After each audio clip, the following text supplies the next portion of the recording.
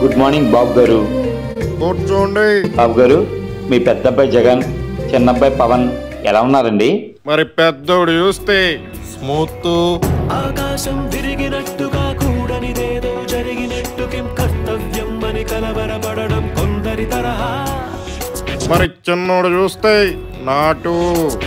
అవకాశం చూసుకుంటూ ఆటంకాలొడుపుగా దాటుకుంటూ పాఠంగా దూసుకుపోతే మేలని కొందరి సలహా.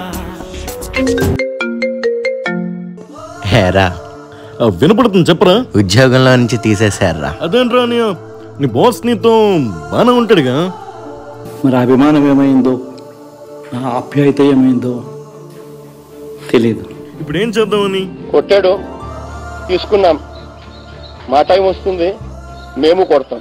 మరి ఈ విషయం బాబు గారికి చెప్పావా? ఏం చేద్దామని ఉద్యోగం మానేశారు.